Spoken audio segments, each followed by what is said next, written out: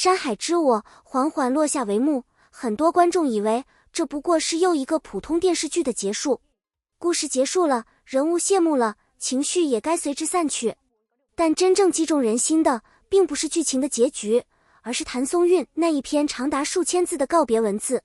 那不是简单的杀青感言，也不是轻描淡写的角色总结，那更像是一封写给角色，也写给无数普通人的信。他在文字中没有刻意渲染悲伤，却字字戳心。他没有说再见，却让人感觉仿佛失去了一位陪伴很久的朋友。你有没有这样的瞬间？看完一部剧，心里空了一块，说不清为什么难过。因为你失去的不只是一个故事，而是一个你在其中看见自己的世界。方婉之不是那种一夜翻身的女主，她没有逆天改命的运气，也没有关键时刻伸手的贵人。她的人生更接近我们绝大多数人的现实，普通、缓慢，甚至有些狼狈。她带着原生家庭留下的裂痕成长，那些伤口不会消失，它们只是慢慢被时间覆盖，但从未真正愈合。她来到深圳，一座象征梦想与压力并存的城市，高楼林立，灯火通明，却也冷得让人无处藏身。在这里，她拼命生活，不是为了成功，而只是为了不被淘汰。她失败过，被否定过，被现实一次次压低头，但她没有崩溃，也没有逃离。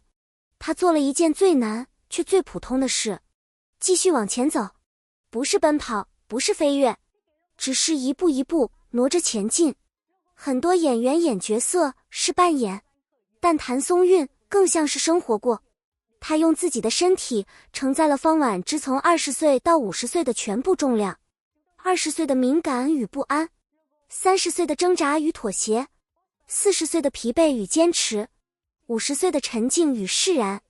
这些不是通过台词堆砌出来的，而是通过呼吸、眼神、停顿，一点一点渗透出来。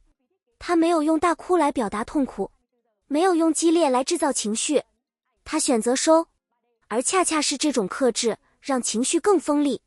你会发现，有时候他什么都没说，但你已经感受到他的崩溃。这就是最难的表演，让观众在安静中被击中。剧中有一场极其关键的戏，他读父亲遗嘱，没有嚎啕大哭，没有撕心裂肺，他只是坐在那里轻轻读着，声音平稳，甚至有点冷静。但就在某一个瞬间，他停住了，眼泪没有掉下来，却已经让人无法呼吸。那种感觉你一定懂，成年人的崩溃从来不是爆发，而是忍住，忍到最后连哭都变得奢侈。那一刻，观众不是在看戏，而是在看自己。这部剧最刺痛人的地方之一，是他没有回避原生家庭。有些伤不是你造成的，却要你用一生去消化。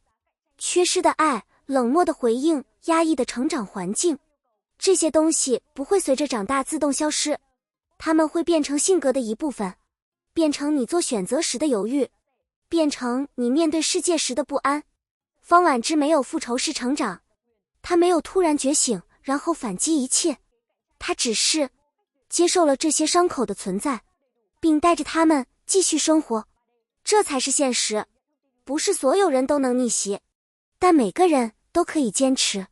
深圳是梦想的象征，也是孤独的放大器。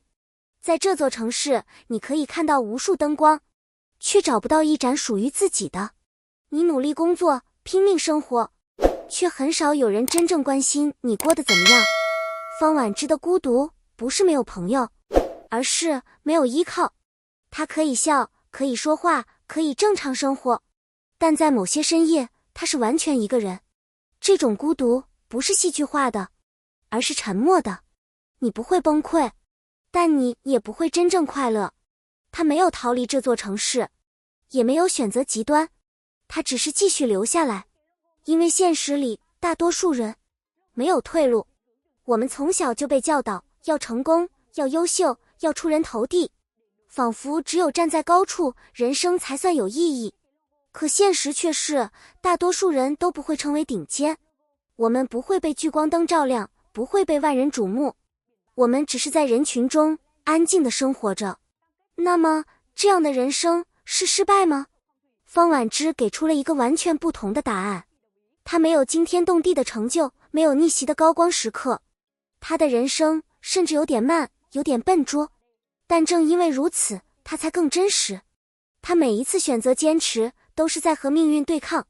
她每一次没有放弃，都是在重新定义赢。你有没有发现，真正难的从来不是成功，而是在看不到希望的时候依然选择继续。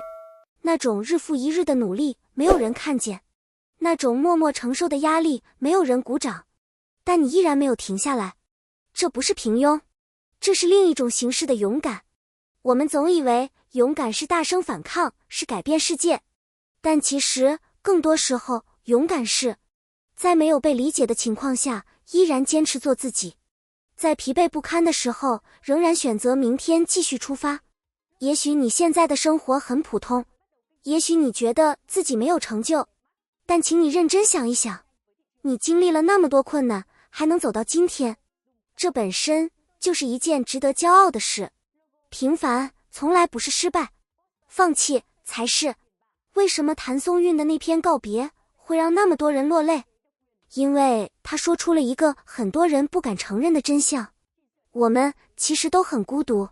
你可能每天都在和人交流，你有同事，有朋友，有家人，但在某些瞬间，你还是会觉得没有人真正理解你。